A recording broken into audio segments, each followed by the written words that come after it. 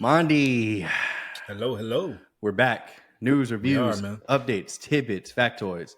Welcome back to the pod, everybody. Don't forget to like the video, comment down below, and subscribe to the Current Era Pod. And share if you're feeling frisky. There it is. Share it if you're feeling frisky. Monday, we've been gone for a little while. We got a lot of things to discuss. Big movie, decent TV shows. Let's get into it. Let's go. Yeah, I watched 2 TV shows and 1 documentary. Okay. How about you? I got two TV shows to discuss. And, well, I guess technically one's a TV show and one's a documentary. So So I assume that's Quarter Gold. it is. Okay.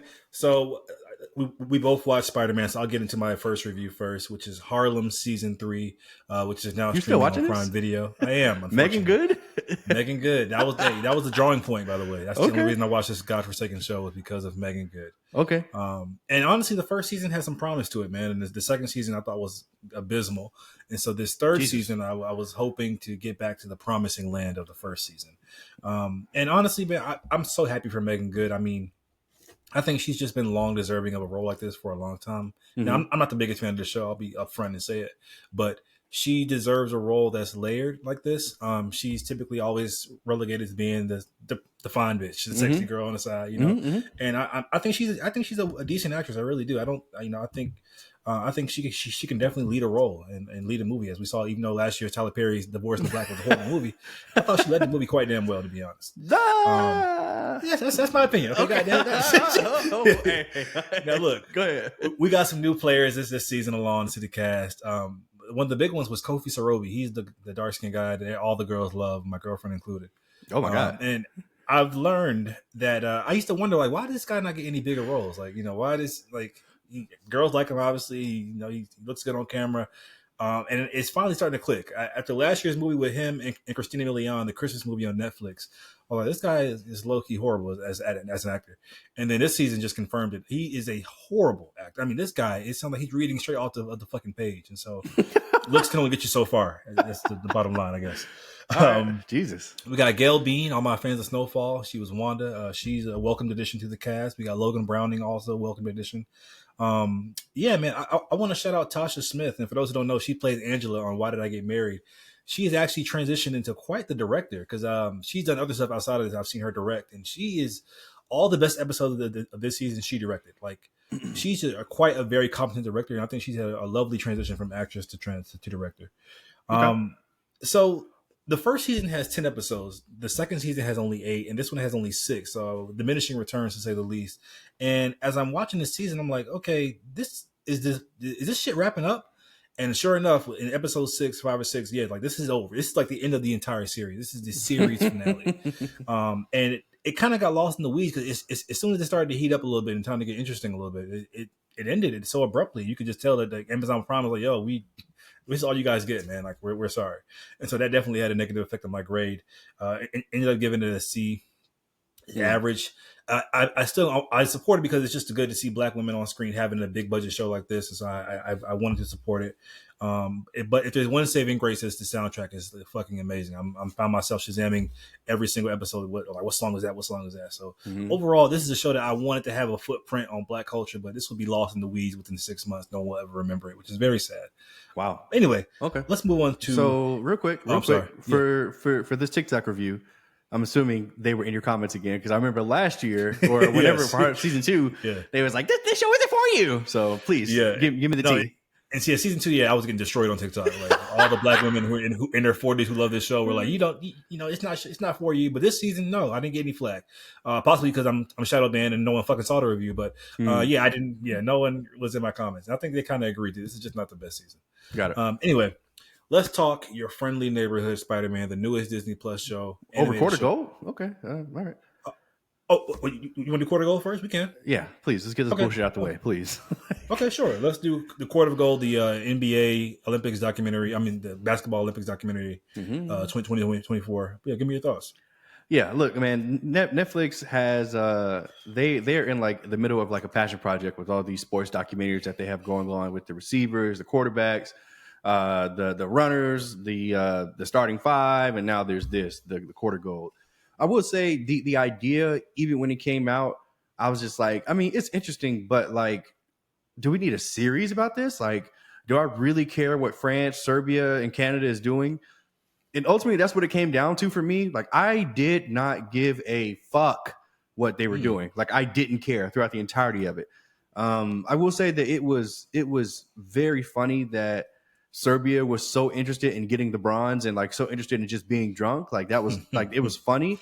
But in terms of like emotional resonance and like me actually caring about these guys, man, like, call me a homer, but like, I didn't care about anybody aside from Team USA. And even Team USA, like, they couldn't get nobody interesting besides Steph and KD. Like, Bam Adebayo? Sorry, brother. Come like, on. no. I don't care, Bam. I don't care. Like, I don't care. I mean, these niggas couldn't even get Ant-Man or LeBron.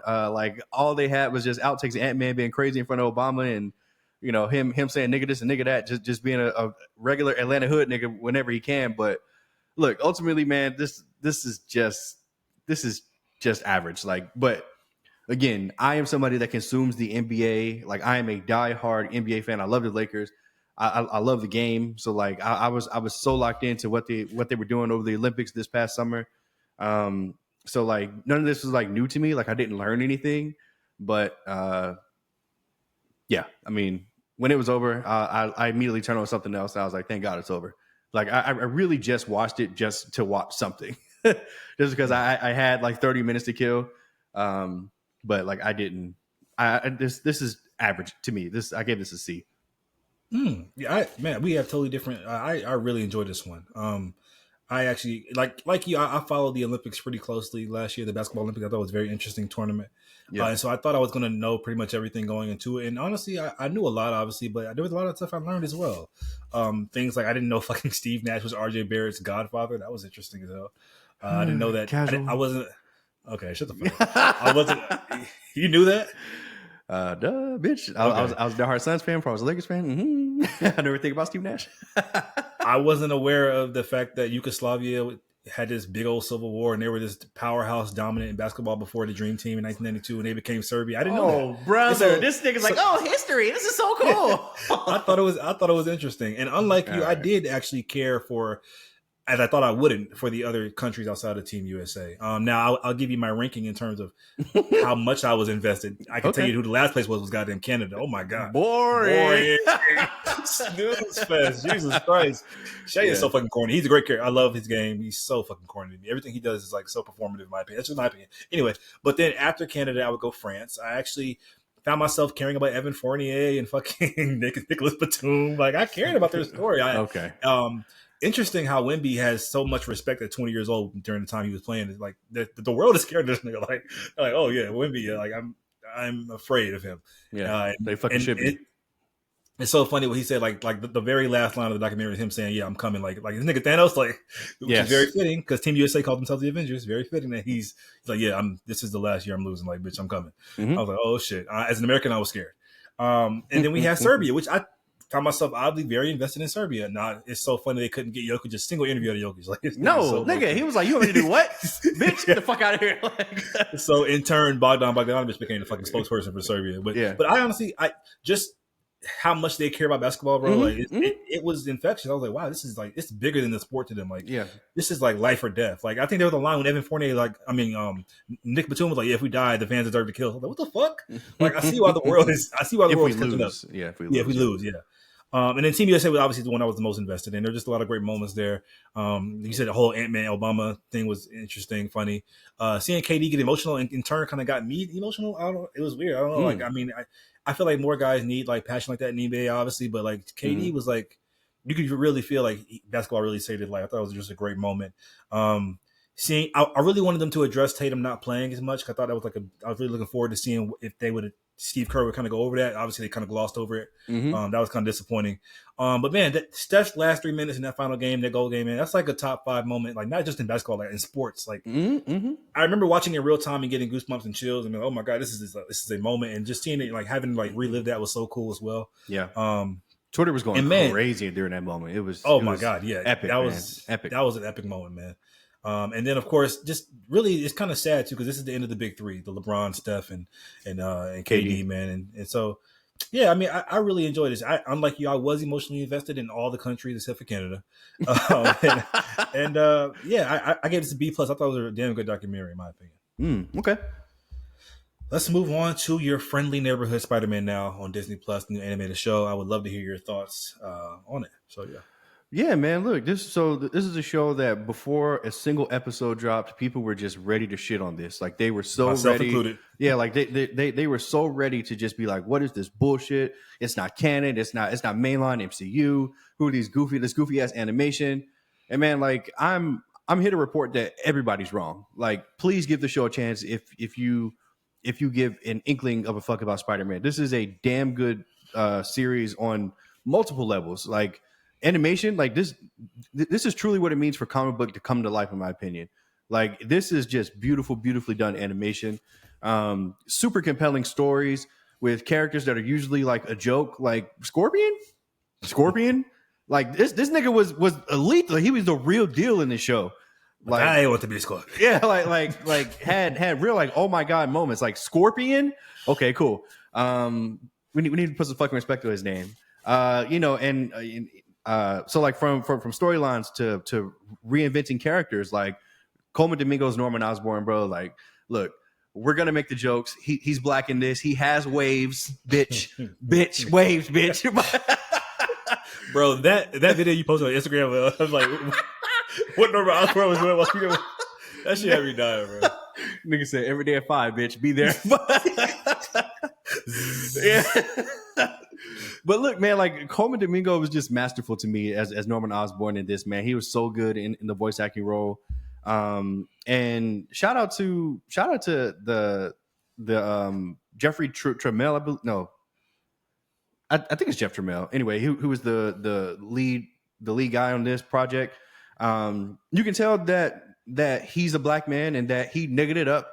But look, by episode 3 or 4, it didn't bother me. Like it didn't bother me that Harry was black and like it's so inclusive. Like there's black teachers, there's a black Dr. Connors, there's this hip hop open for Spider-Man. Like it didn't bother me anymore. Like I will admit, I was getting secondhand embarrassment. Like the first time I saw it, I'm just like, wow, like this is cringe. Like seriously, like this is cringe. Like why is there fucking this? Yeah, we going to Spider-Man. Like what the fuck? But yeah, I actually grew to love it. And I'm glad that this is the direction that they took. I'm glad that Norman Osborn's black. And yeah, like I absolutely love this, man. This is one of the best shows I've seen in a little while. This is an A. Marvel's done it again. X-Men 97. And now this, I'm seriously invested in the characters. It was cool to see Charlie Cox back as Daredevil. I love this, bro. Like I have no complaints about this whatsoever. I was very surprised that it was actually really good, especially week to week. So shout out to your friendly neighborhood Spider-Man. I highly recommend anybody to watch this. An A from Julien, the rare A. Yeah, probably the only one this year. We'll see. Hey, look, there was one last year.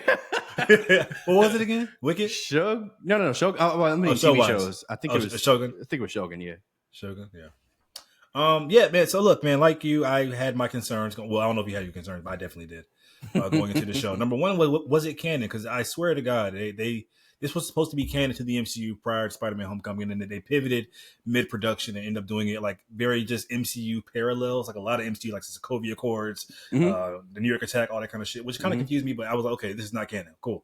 And well, like you, man. Sorry, go ahead. No, go ahead. I mean, to me, it just, I kind of interpreted it as like, this is just another universe. And like, I'm expecting to see your friendly neighborhood Spider-Man on the big screen as like a wink in the near future. That's all. Ooh, I wonder if he'll be in Beyond the Spider-Verse. He probably will. Like it's like a cameo. Probably. Yeah, he probably will.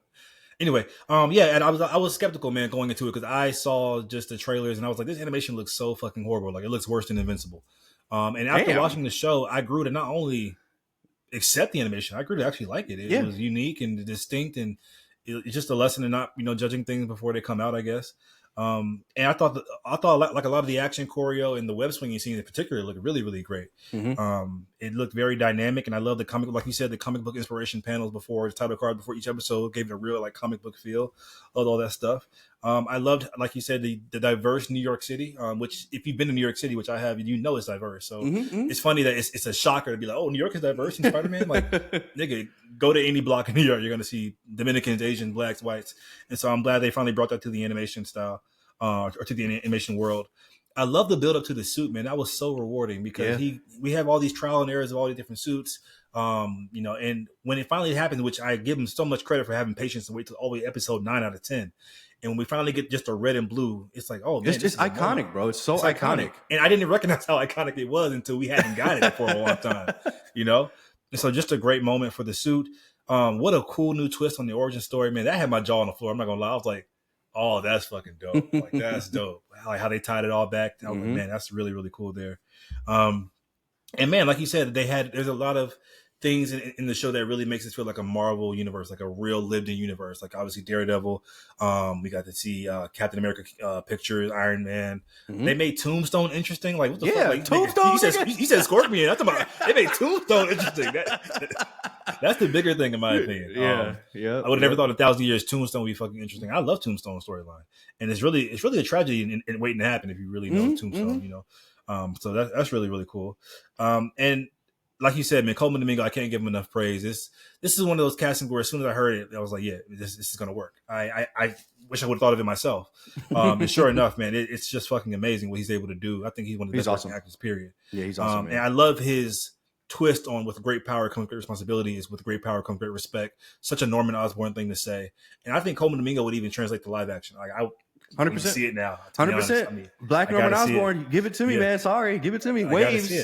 And that's kind of the perfect way to kind of have because you can't follow what Willem Dafoe did. So this is kind of the perfect way to kind of do it better, like make it so starkly different, like giving it to a black actor. I mean, so like, oh, sorry, go ahead. No, go ahead. I mean, look, I'm so interested for him to get there. Like he's obviously got to get there. Like they're building it up for him to be the Green Goblin, and he's going to be that crazy guy eventually. And like I'm interested to see what Coleman Domingo is going to do with that role. But he's just so good as like this poised businessman. Super macho, like I have the power, I have the respect. I'm that nigga in the room. Like he with was that so underlying vibe of like sinister. Yes, bro. Underlying, yes, bro. As a voice role, mind you, as just a voice role. He's so good, voice role. So good. Yeah, but I mean, I've been on the Coleman Domingo train for years now. I mean, this guy's one of the best working actors in Hollywood. Fear the Walking Dead, bitch. Sing, that's movie came out last year. Besides doing part 2.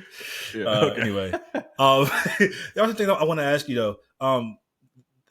The 110th Street game, these niggas just throw hands like they don't shoot guns. Like, I'm like, is Disney scared? Is Disney scared to like display like real gang violence? I'm like, these niggas just bitch. Yeah. So first of all, I 100% think this was. So like, I think what happened was they went to Disney with what they really wanted to do. And Disney was like, whoa, nigga, wait, what? You want to have like an all-out gang war with machine guns? You trying to spin the block on niggas? Yeah. No, sir. No, sir. We're not doing that. So yeah, but yeah, I noticed that as well. Like these niggas are straight hands, bitch. There's nothing else like kicks and knives, occasional knife. Occasional, yeah. Like I was like, okay, like a cinder block, like lead pipe, something. Like no, nigga, hands, bitch. Hands, nigga, a fucking gang from fucking Douglasville had the niggas wiped out. But yeah, I get it. It was interesting seeing the Watcher. I saw the funniest tweet. Niggas said, Captain Carter about to Captain Carter, bitch, on the way. Bro, if Captain Carter shows up in season 2 of Spider-Man, she is. I'm turning it off. I don't care that Watch through the rest. I can't do Captain Carter agenda in Marvel. I can't do it. I'm sorry. Well, that's too bad you're getting it. But look, let's. I do want your thoughts on potential on what you want to see for season 2, because obviously they've teased a lot. And I think like other shows need to take note of like this is how you still have like a really good conclusive story, season, right? But like in one season and still leave us wanting more. So like we've got I guess they've already released that they're gonna add Gwen Stacy to the fray. There's the whole Watcher element, so now it could be multiversal at some point, which they kind of already introduced with Doctor Strange. I don't think it will. Well, I mean, maybe not in season 2, but I mean, there's already season 2, season 3, season 4. Like they're trying to do it every year. So, what do you want to see in season 2? I mean, they've teased Rhino. They had Dr. Octopus in here. Well, just the character itself. But what do you think? Yeah, I mean, in terms of what I want, I mean, are you aware of the Nico of who she is? No, I have no idea. Okay. Please don't tell me anything I don't want to know. Because like that's one of those slow burn things that they had in here, and I'm like completely okay with it because I don't know who this is anyway. So okay, sure. Well, I want to see that play out, I guess. I think the symbiote is being introduced a little bit too soon. I think the symbiote is something that you got to really build up to because that's like such an iconic Spider-Man storyline. Mm-hmm. I hope they just kind of have it in season 2, like in the background. I don't want it to be like a big symbiote season because that's just such, like I said, like you got to really establish Spider-Man for that symbiote to really matter that much more. Right. It's funny. Scorpion is essentially just, if you look at it, he's just Dr. Octopus with just one arm, essentially. I guess that's why Doc Ock is just so much better, I guess. Because he's just, I mean, what can Scorpion do that Doc Ock can't? Hey, Scorpion beat Spider-Man ass, bitch. Put some respect on his name. Fuck you talking about? If Doc Ock would have been in season 1, nigga, he would be no season 2.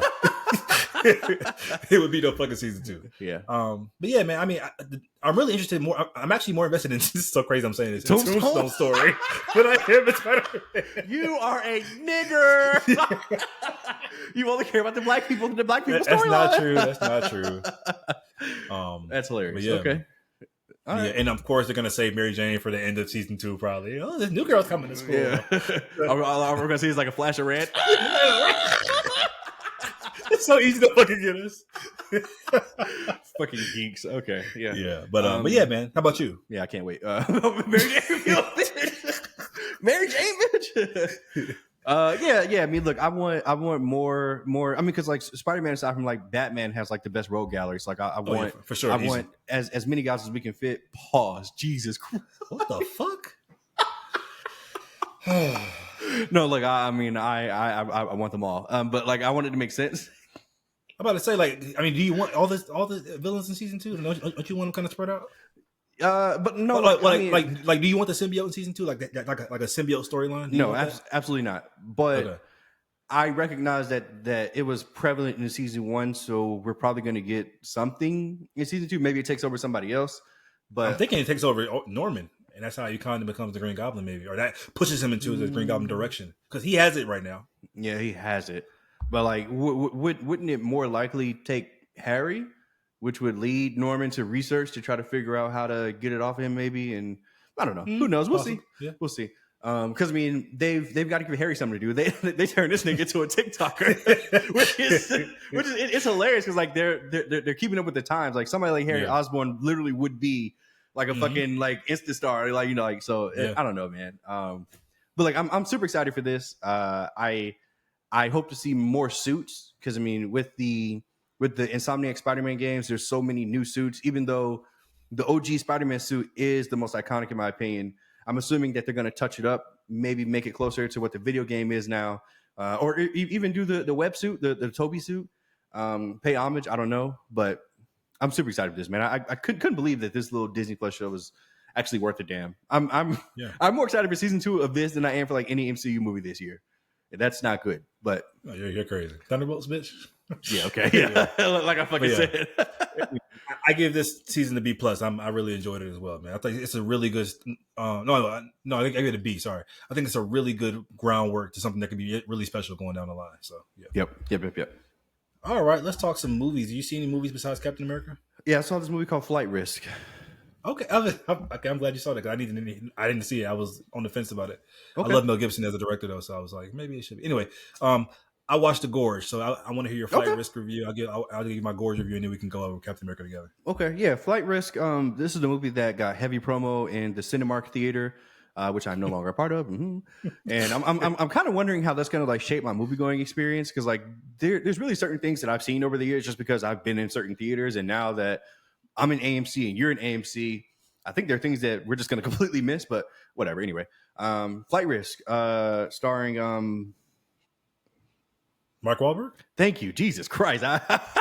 Starring Mark Wahlberg, who's actually not phoning it in and who's actually doing pretty damn good in this role and this appearance. Okay. I think this. So like, this is one of those movies that takes place in one setting for the entirety of the movie, and we both know how hard that can be to make it to just make that interesting throughout. An hour, 20 hour, 30-minute runtime. And honestly, they nailed it for the most part. Like but is it is it just because like of what's going on in the world where like there's so many ridiculous plane crashes and like not crashes but like landings and like there's and you go to see a movie like this and like there's that real danger of like, oh shit, we're about to crash, like we're about to die. But I mean, Mark Wahlberg is hilarious and very believable as the villain in this film, and I think this movie is able to keep its composure or keep that thrill of that cat and mouse alive throughout the entirety of the runtime. Yeah, I mean, all I'd say, I really enjoyed it. I mean, and one thing I would note about this movie is that it actually gets going immediately. Like as soon as the movie starts, they get on a plane and then chaos ensues. So, yeah, like I actually recommend this. I give this movie a B. I think it's a good watch. Maybe not like a movie theater watch. Like maybe you could save it for streaming. But I think that this movie is worth the watch. Okay. B. Did you know that Mel Gibson was the director of it? No, I had no idea. Okay. Well, my review, guys, is for The Gorge, which is now streaming on Apple TV. This is the movie starring Miles Teller, Anya Taylor-Joy, Sigourney Weaver, who they love casting her in these roles where she's like some head of some shady organization. Mm-hmm. I think she's much better than that. But anyway, that's just my opinion. Anyway, it's directed by Scott Derrickson, who did the first Doctor Strange film, which you know how I feel about that one, guys. Your favorite.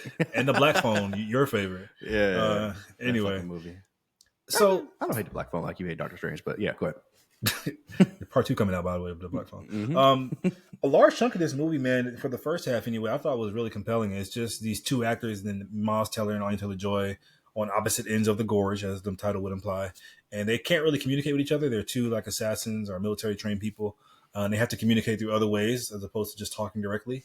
And they thought that they really built up a very believable, nice chemistry. And then there's this tension. So when they finally do get the chance to be in each other's vicinity, that tension is actually paid off quite well. And yeah, I was having a lot of fun with just the first half of the film. And then yeah, they went to hell. Literally. And then the second half of the film becomes generic as hell. You've seen it before.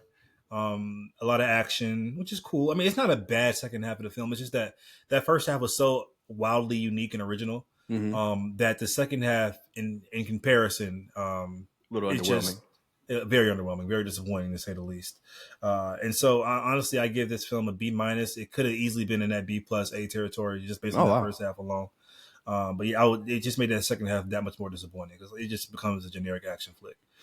So yeah, The Gorge, which I recommend if you want to just watch something at home, like you said, like maybe with like flight risk, like it's a cool little streaming movie. I'll say that. Mm-hmm. Okay. Now let's talk about the big one, Captain America: Brave New World. Yeah, I would love to hear your thoughts, man. Yeah, man, this is one of the first times in a while, like maybe ever, honestly, that I have not been able to see, or that I didn't go to see an MCU movie on opening night. Obviously, I was busy moving across the country. I didn't get to see this until the Monday after, and I say all that to say, like, my theater was really packed on like a random Monday after the movie release, which typically you just don't get anymore, especially for a Black-led film, even though it is in the MCU. So shout out to all the people out there supporting. Man, I'm in Atlanta, so maybe that's different. Anyway, look, I saw all the negative reviews about this film before I went to see it. Unfortunately, I can't stand when that happens, which is why I try to go on opening night, obviously. Right.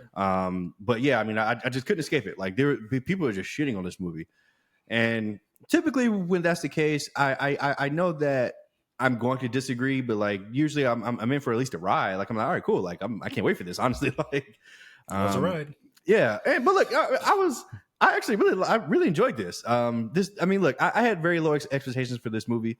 I think that Anthony Mackie, Sam Wilson is really like elevated in this film. Like I think that this film did a good job of showing that he's good with or without the suit. He only had the suit. No, without his suit, like his little wings. His vibranium wings. Yeah, like he only had it in the first 15 minutes and the last 15 minutes. And boy, did he fucking need him in the last 15 minutes, bitch. He was hanging off by a motherfucking string, bitch. But look, throughout the rest of the movie, it was just him, his wits, and his shield. And you know what? He's Captain America. He ain't my cap, but he's Captain America, and I was okay with it. My major complaint with this film is there's two things for me. One is that it is so similar to Captain America Civil War that like it's dangerously similar. Like there's Captain America, there's the buddy who's done something wrong that he has to get out. There's the secret agent spy, and don't forget, there's the Brainiac who's behind it all. It's just like, okay, oh, wow, bro, like, I didn't even think about that. yeah, well, I fucking did.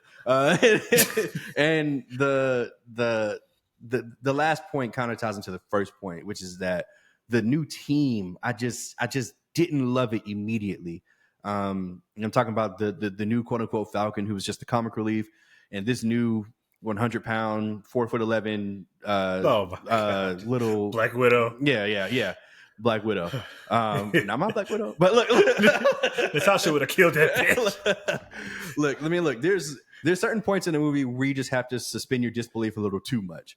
Like, she's fighting like 300-pound men in this film, and she's going crazy. I was going to say that. But I was like, you know what? I actually scratched it off my lap. I was like, no, there's no point in saying that. But I'm glad you said that, because I was like, this isn't believable. I don't care if you're a Black Widow or not. But I mean, that's like I said, like there are certain points in the movie where we just have to suspend your disbelief. But I just couldn't at that one point. And there was another point in the end, in the third act, which I actually really enjoyed this third act. I know your thing for the MCU is like they have these big CGI third act, but like to me, this one really worked. Like Red Hulk looked great. It was a great fight scene. Like Sam's fucking vibranium wings with the whole redirection shit. Like that was great. Like I was like, whoa, like this is a good fight. Red Hulk versus Sam Wilson, brother. I'm sorry. I'm sorry. Like, this should have been over. But look, I get it again. I was able to suspend my disbelief long enough because I saw that they were building to like the big release thing. I was like, okay, cool, I'll wait. Mm-hmm. But it was taking a long time. It was taking a long time. Look, you like to say in Black Adam that Black Adam was having trouble with fucking Hawkman. Yes. Nigga, Red Hulk, nigga. But you know what? I was like, whatever. But look, all in all, I actually really, I did. Like, I enjoy it. Like, it was good to see Bucky again. Sorry, spoilers. It was good to see Isaiah Bradley. Like, I'm like a huge fan of what they built for Falcon and Winter Soldier for him as a character. I hope to see him again. And like, it was cool even having like the racial undertones again of like, you're Black, you can't be Captain America. You're Black, you are Captain America. Like, I loved it. I love that part of the movie. And I thought even Harrison Ford is stepping in for the guy who used to play Thunderbolt Ross, for William Hurt. William Hurt, yeah, man. Like he even Harrison Ford like didn't phone it in. And like he actually gave a fuck, and you could tell like he had a great performance in this film to me. So yeah, all in all, I did enjoy this more than most people. I never given this a B+. I thought this was like really, really solid, like Captain America film. Like, wow. Unfortunately, my bias just won't let me actually call him like he's just not my Cap, man. He's not. I love Chris Evans, Steve Rogers so much. Can't wait to have him back. And when he comes back, he's sliding right into the fold, bitch. But yeah, like I'm actually like this. To me, this movie had to do one real thing for me, and that was it had to elevate Sam Wilson in my mind to be like, okay, he deserved his own superhero film. And to me, I think this film did a great job of doing that. I believed everything that, I mean, anytime he was in the scene, I believed what he was doing, and I believed that he could do it aside from the end. But yeah, that's my opinion. B+, man. And I think really, a lot of the hate is just based on the same racism stuff that we've talked about, where it's the Eternals or it's Black Widow or whatever. Like, if there is not a like straight white male in the lead, the majority is just going to have something to say about it. So don't believe them. Go see Captain America Brave New World. It is a really good movie. I do think Giancarlo was underutilized, but it turns out they just had to cut out a lot of what he had to do on the side, which honestly I didn't care. Like, I didn't care like after seeing the movie. But he's such a big actor. I thought that he would just have more to do, when he just didn't. But it didn't take me out of the movie. So yeah, B+, Captain America Brave New World. Go ahead, Monty. Sorry. No, good. Where does this rank for you for the Captain America films? Ooh, it's last, but that's not bad. That's not bad. Yeah. Look, there's only 4 now. I agree. So I agree. I mean, yeah, it's last, but I agree. I mean, but like shit. Winter Soldier and Civil War are like some of the best of the MCU. Period. So Agreed. like it's kind of hard, but yeah. Yeah, man. I agree. A lot of the backlash this film is getting is total racism. It's so funny. People who love Deadpool Wolverine will say this movie's trash. I'm like, okay. I'm like, okay. Yeah. Yeah, okay. But yeah, man. I think it's just so cool how how the MCU is kind of one of the only machines able to do this. They're like there's so many elements in this movie and players from Phase 1 that are bearing fruit all the way in 2025. Like the fucking leader Ross. And all that shit. Thunderbolt Ross, Betty. Yeah, and that's just. That goes to my next point, which is kind of a Hulk movie if you literally look at it. It's got two iconic Hulk villains in Red Hulk and the leader. Abomination. He wasn't in this. I'm tripping. The leader. So yeah, like this is if you take Captain America out and plug in the Hulk, this is a Hulk movie. I mean, so maybe they couldn't find any compelling Captain America villains, which that isn't true because they're anyway. But yeah, that was kind of an interesting move for me, in my opinion. Now, this movie is a political action thriller in every sense of the word. It's more like in like the line of like a Winter Soldier or whatnot. And I enjoyed that tone for a lot of the movie. However, my biggest gripe with this film is that when you have a political action thriller, you've got to have a slick, smart script. And I feel like it's not a bad script, but I feel like this movie is not as smart as it thinks it is, or it's not as slick as the Winter Soldier's writing was. And so all these twists and turns, I saw a lot of them coming, and it just felt like a dumbed down version of Winter Soldier. It's funny you mentioned Civil War. Now I'm seeing those parallels as well. So that's kind of my biggest gripe with the movie. Like you, I do appreciate how they kind of grazed on the racial stuff, but they grazed on it. I wish they would have I feel like they were scared to like really just go for it. They grazed on like, all of the things with him being Captain America and all the backlashes that would bring. I thought it would be a much more compelling storyline and even a deeper storyline. They really were trying to just go for it. Like, yo, like these are repercussions, of being a black man in America. But I know that Disney don't want to go down that route, whatever. It was very weird at first seeing people refer to Sam Wilson as Captain America and seeing him don the suit and even seeing him with the shield. But this movie, in my opinion, is a success because by the end of the film, like you said, I'm like, he's not Steve Rogers. He's not. As Thunderbolt Ross pointed out, son. But he is. I can see him as Captain America. And for that, this movie is a success. I can see this version of Sam Wilson leading the new iteration of the Avengers. And so for that alone, this movie has made it, in my opinion. So that was the main thing they was trying to do. Now, you couldn't convince me Sam Wilson didn't have no serum in this movie. I mean, this nigga was moving like a nigga with the fucking serum. And I saw this movie with my dad, and he's not invested in the MCU as me and you. He likes to see these movies for the action or whatever. But he's like, man, I don't understand. Like, why don't we take the serum? Why don't we take the serum? And then I agree, he should take the serum. But at the same time, I totally get why this makes him more compelling if he does not take the serum. He's the everyman. He's the every guy. And he's kind of just, proof or a testimony that, yes, you can be Captain America and live up to the name of Steve Rogers without the serum. And so I thought that part was also handled, pretty well. So overall, I get the movie a B-. I enjoyed it as well. I think it's so undeserved of the hate it's getting online. Yeah. All the MCU fans who've been begging for years for this big ass Celestial to be finally pay off in an MCU film. Are they ever going to address the Celestial? Well, yeah, we got adamantium out of it, bitch. So hope you guys are happy. It's stronger than vibranium. Okay, right. We had one thing. Black people had one thing. First, Namor got vibranium too. Okay, now this nigga got another metal that's even stronger than vibranium. What are your thoughts on Falcon Jr.? But I want to be Falcon. What are your thoughts on I stated earlier he was one of my biggest problems with the film. Him and the new agent Romanoff or whatever the fuck her name was in the film. He was just the comedic relief, unfortunately, and he didn't really hit for me. But maybe I just need more time with him. Yeah, I agree. Even in Falcon and Winter Soldier show, I didn't really. I'm glad that the Hispanic community has somebody to latch on to because I think representation is important, but I'm just not a fan of his character so far. Maybe he can win me over. I didn't care when he went down in the third act. Didn't care at all, which is unfortunate. But by the way, I want to shout out the aerial sequences in this movie. They were great. Such a nerd. They were really fucking good. They're like the scene when Sam Wilson is riding on the missile. Like that shit is dope as fuck. But yeah, man. Overall, like I said, B-. So yeah, I think this is it was a good movie. Yep, I agree. Let's move on to what's coming out. Sonic the Hedgehog 3 is now streaming on Paramount Plus for those who missed it in theaters. I want to watch it again. I know Julian will not be watching it. Yeah, y'all have fucking fun. Lord of the Rings, The Rings of Power has been officially renewed for a season 3. Wow. Season 3 will take place several years after season 2 and includes Sauron beginning to craft the iconic ring. So yes, Rings of Power fans, we all know season 2 was a definite step up from season 1. So this is good news. And Extraction, this is the movie with Chris Hemsworth on Netflix. A spinoff series is in the works at Netflix with Omar Sy in the lead role. I don't know if I care about Extraction that much to watch a spinoff series, but I might give it a chance. We'll see.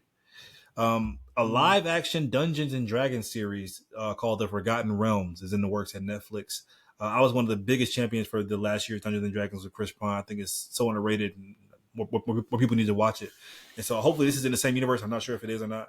But yeah, I'm always here for more fantasy. So yeah. No. Paddington 4 is officially in development. Who's watching these movies? Who? Seriously, like who? I don't understand this. A TV series in development as well. You know, Chris Columbus was director of Harry Potter. Did the first one, or the first or second Paddington. So yeah, maybe it is good. We'll see. It's not. I won't. The sequel to The Wild Robot is definitely in the works. That's the quote. Yay! I enjoyed The Wild Robot. I don't know if it needs a sequel, but sure. It's pretty final to me, but all right. It's Will Smith says Hancock 2 is in the works. Yeah. He said they plan to approach Zendaya for a role. Okay. Man, I'm one of the biggest Hancock supporters ever. I will defend Hancock to the day I die. It's a good movie. Yes, that third act the twist is weird, but it keeps things entertaining. Goddammit. Mm-hmm. He's an angel from the beginning of time. Sure, I don't give a fuck. Whatever. Let's do it. Yeah. Zendaya Part 2 is his daughter. They had kids. She has to be Charlize Theron. Yeah. Yeah. They're back. They're both back. Okay. Whatever. Let's do it. I'll be there opening night. A sequel I'm not excited for. White Chicks 2 is officially in the works, according to Marlon Wayans. Who I don't know how fucking good of a source he is, but nigga, I love White Chicks 1. He's the source. What are you talking about? He made part 1. He's had a history of announcing a lot of shit that's never come to fruition. But anyway, I enjoyed White Chicks 1. It's obviously a classic, one of my funniest movies I've ever seen. But do we need a White Chicks 2 20 years later? I'm here to tell you, I don't think White Chicks 1 is as funny as people think it is.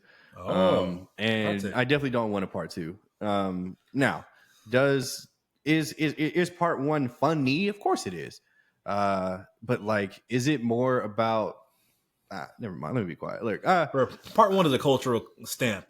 I mean, I'm glad that everybody thinks so. I just don't put it that high personally, and I do not give a single fuck about part 2. But I'll be there opening night. Yeah, I will too. Mm-hmm. Marshawn Lynch is joining the cast of Euphoria season 3. He will be replacing Fez, played by Angus Cloud. That's a joke, guys. This wasn't true. I was about to say what? He's not replacing Fez, but I thought that was a funny ass tweet. But yes, he is coming in. I can totally see him in Euphoria. To be honest, he's going to be some drug dealer that's shady. So sure, whatever. Yeah, I couldn't tell if that was like a joke at all. Like if Marshawn Lynch was, I literally thought it was a joke that him involvement at all. No, he's gonna be involved. He won't be Fez, but he's involved. Okay, let's do it. I guess. Hey man, I'm happy this guy's doing more acting roles. Also, yeah. I take it you don't plan on watching Love Hurts with your boy Ki Kwan? I do plan on it. I just haven't gotten to it. Okay. Let's talk some superhero news. Jesse T. Usher, actor A-Train from The Boys, almost played the Deep in the show. I can see him as the Deep totally. I mean, it's funny because you could just tell this show is very trying to get like diversity because the boy A-Train and the Deep are both white in the comics. So they were like, hey, we'll get our diversity quota in some kind of way. And so he landed A-Train, but I think he's really good at A-Train as well. So yeah, fun fact there. Let's talk some actors who passed on playing the Green Goblin before Willem Dafoe did and was in Spider-Man. Nicolas Cage, could you have seen it? Yeah, I could have. I could have seen it too. I think Willem Dafoe is obviously the best choice, just because I had that context. I could totally see Nicolas Cage doing it. Mm-hmm. John Malkovich could have done it as well as Jim Carrey. Would you have wanted a Jim Carrey Green Goblin? Get the fuck out of here, Jim Carrey. I don't want to see him on a silver screen ever again. I'm sorry. Oh wow, that's quite the statement. I don't want to see him. Guys, he hates Sonic 3 that much. He hates Dr. Eggman. I do. He hates Jim Carrey so much. What the fuck? I'm good. Marvel executive Brad Winderbaum confirmed Spider-Man cannot appear in any Disney Plus live-action shows. He says Sony, fuck Sony, has a long-form television rights. He can only do 30-minute animation. That's very specific. I mean, that makes sense within the stipulations of the contract. Sure. A Punisher special is in the works at Marvel Studios with John Bernthal returning. I'm happy it's bittersweet because obviously more Punisher great, but I've said it before. He needs a movie. I'm tired of this special here and there, cameo here and there. Like, get this nigga a movie. Mm-hmm. But I mean, it sounds like that's kind of what this is going to be. Like, it'll be like a little mini movie, and then maybe if it does well enough, he can get on the silver screen. I don't know. But yeah, I mean, obviously, I'm excited. John Bernthal is one of my favorite actors. I think he's amazing in everything he does, literally. So, except Baby Driver. No, I'm just fine. But yeah, let's do it. Have you watched any of the old Punisher movies?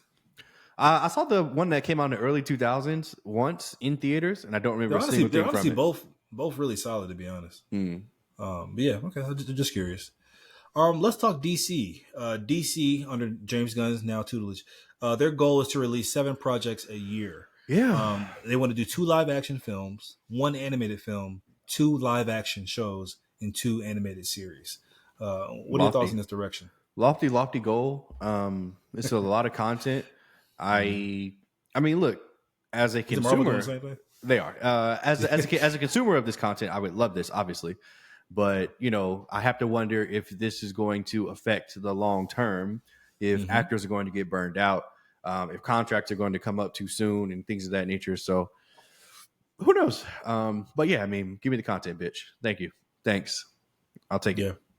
Tend to agree. DC also confirms that they have a 6-year plan that includes an Avengers-style culmination. So the Avengers happened in 4 years. Iron Man came out in 2008, Avengers 2012. So they're taking longer to get to the Justice League, which could be good. Yeah. And obviously, a lot more projects will be established before the Justice League, which, unlike Snyderverse, jumped right into it, which I'm not mad at that approach either, to be honest. But what are your thoughts on this? Wasn't the best day in hindsight, but yeah, I mean, give it to me. Like, what do you mean? Thanks. Yeah, I mean, I want this immediately. 6 years seems just like a long time. Like, I'm going to be 40 probably by the time the 6 years he's talking about are up. But okay, let's do it. You know, we're getting Superman in a few months. He still hasn't found a Batman yet. He's found his Supergirl. The Justice League is going to be stacked, by the way. Superman and Supergirl. I mean, do you need anybody else? But Wonder Woman. Yeah. Well, they haven't. We don't have Wonder Woman yet, do we? No, we don't. But okay, I'm sure she'll be there. Yeah. So yeah, I mean, let's do it. Let's go. Speaking of those animated shows I mentioned earlier, we have 2 confirmed, which will be Starfire and a Green Lantern animated show are in the works right now. Yeah. Now, the Green Lantern show is actually a continuation of the My Adventures with Superman universe. It's going to be called My Adventures with Green Lantern. The series will follow Jessica Cruz, who has her life upended when a Green Lantern power ring falls from the sky. So, yeah, what are your thoughts on this? I think it's cool, like continuity wise. Like, it's cool to have 2 shows in the same universe. Superman and Green Lantern, like, obviously they're trying to build up to that animation Justice League, maybe. I don't know. I mean, to say that I'm going to watch this would just be a lie. Like, I barely watched My Adventures with Superman, so like I'm not going to watch this Green Lantern show. But I'm sure that how about the Starfire show? Get the fuck out of here. You know, I'm sure I'll be scrolling on TikTok and see a clip or 2. So yeah. So I'm wondering, within those parameters, like when he said he's doing 2 animated shows a year, it must include not just DCU animation. It just means must like animated shows, period. Because My Adventures with Green Lantern, if it's in the same universe as My Adventures with Superman, is not DCU canon. Yeah, I would assume that's correct. Yeah, so we're gonna get Creature Commando Season 2. I'm sure. You know, there's going to be some black show like Static Shock. Yeah, you're not getting a movie, buddy. You're gonna be on HBO Max, bitch, where you belong. God. So you know that'll be cool. Can't wait. Yeah, let's do it. All right, let's talk some trailers. Quite a bit. We have the trailer for Andor Season 2 premiering April 22nd on Disney Plus. Yeah. What are your thoughts? This is a weird one. This is the interesting release style by Star Wars. I'm not sure if they thought this was Iron Man 1 or if they thought this is Andor Season 2. Look, man, I am in the minority. I'm not the biggest fan of this series. Like, Season 1 was kind of a snooze fest for me, and I don't anticipate Season 2 being literally any different. I'm honestly not excited to watch this at all, and the trailer did not help that. However, I am going to watch it. I can literally never tell where you're going with your sentences. Like, it's been 8 years. I don't know where the fuck you're going. I don't know what you're going to say next, ever. But I say all that to say it has like 3 episodes tops, and it's funny because they're planning to. That's a crazy fart time. That's crazy. You heard that? Oh shit! That's crazy. Damn. This nigga stuck his leg up for that one. You're disgusting. Anyway, they're planning to release like 3 episodes a week for this shit. So I guess I'll get this shit got 1 week, bitch. That's it. Until I'm off the boat. So man, I'll check your Instagram. Yeah, man. And I enjoyed season 1 I think it was technically brilliant. I think it's one of the best technical Star Wars shit ever. It didn't feel like Star Wars all the time. It felt like something else sometimes. But I'm excited. This season 2 trailer teaser looks more like the same as season 1. So that could be a good and a bad thing. So we'll see. But I'm excited for sure. We have the trailer for our movies now. Batman Ninja versus Yakuza League. Yeah. This trailer has been released. It's available on digital March 18th on 4K UHD and Blu-ray April 15th. Conceptually, this looks fucking dope. But are we here for this? I mean, absolutely not. But look, I'll say this. Look, the first 30 seconds of this, I was like ready to scroll off. I was like, what is this? Horrible voice acting, horrible animation. Like, I don't know where this is going. And then horrible like animation? The animation looked horrible to me. And then you hate cell shading, I forgot. So go ahead. And then the do I? Yeah, I do. Anyway, then the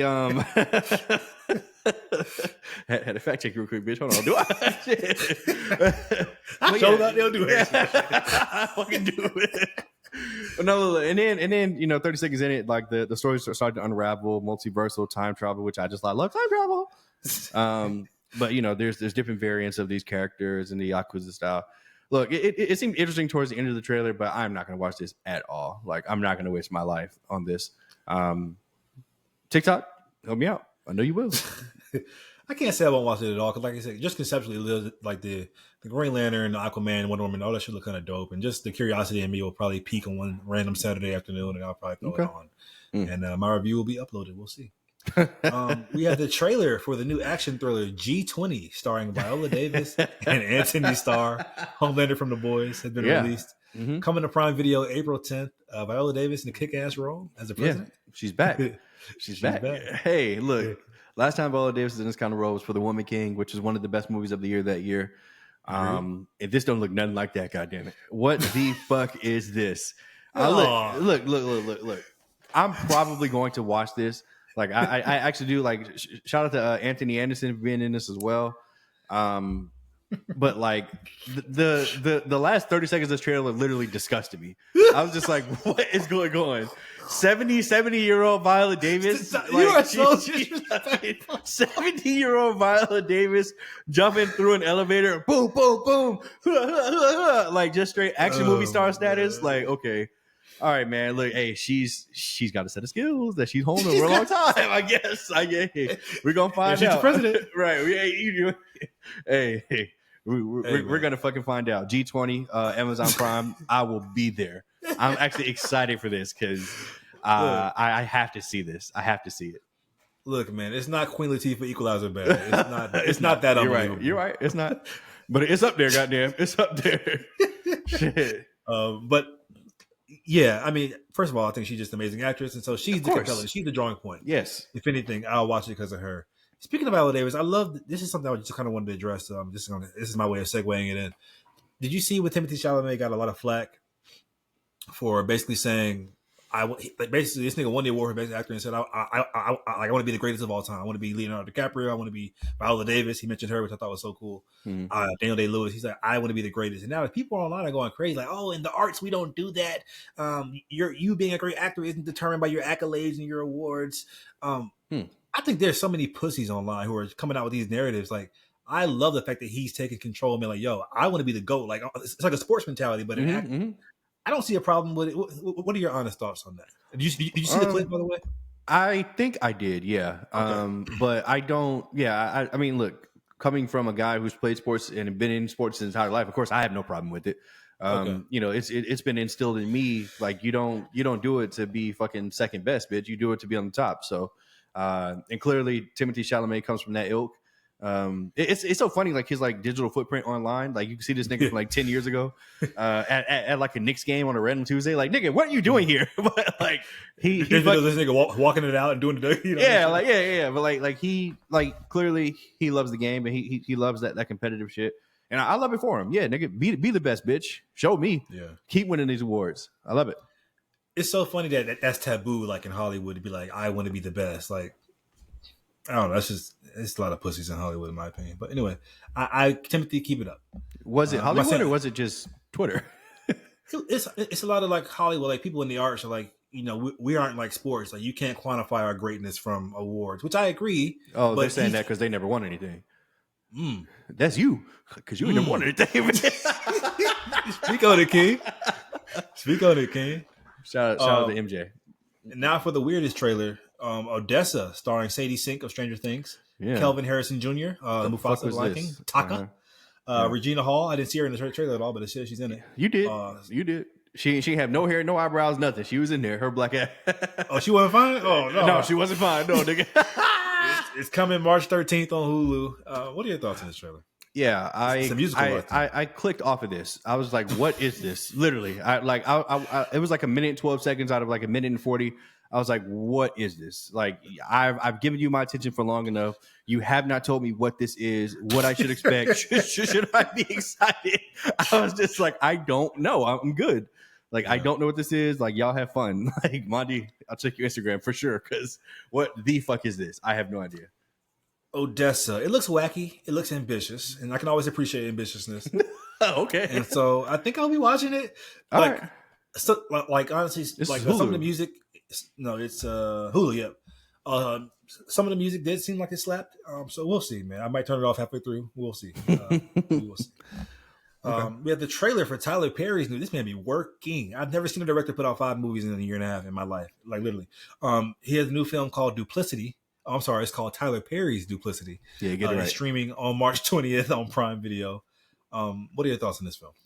Y'all have fun. I'm not doing it. Not again. He's not getting me again, bro. We're going with the same entire storyline of black people versus the police. And I'm cool. Like honestly, like I'm super cool. Like have fun. Y'all have y'all 24-hour comments on Instagram and Twitter. I don't want to see this. There's nothing in this trailer that made me like. Usually, at least he tries to put notable black actors in something, so like we're forced to watch it. But like, who are these people? Who are these niggas? Like, I'm good, bro. I'm good. Y'all have fun. I'll tell you who these niggas are. All my Vampire Diaries fans out there. That lead actress, Kat Graham, is Bonnie Bennett from the Vampire Diaries. Yeah, okay. And so that's my drawing point right there. All now, yes, this film, it looks made for TV.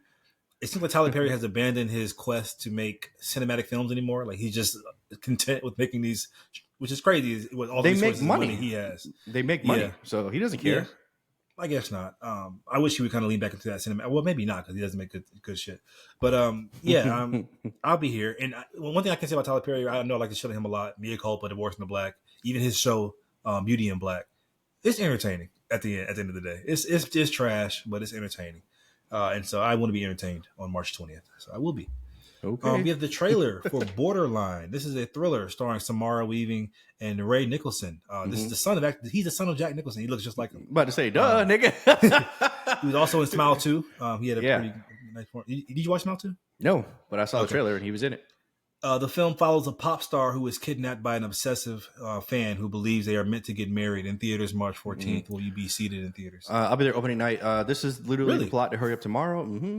Anyway, look, man, this was I'm pretty sure this was one of the best trailers that I saw out of the list that I was tagged in. Oh, wow. It just looked interesting, entertaining, and it's so good to see Ray Nicholson, who this like, bro, he like that. His dad, they are fucking twins.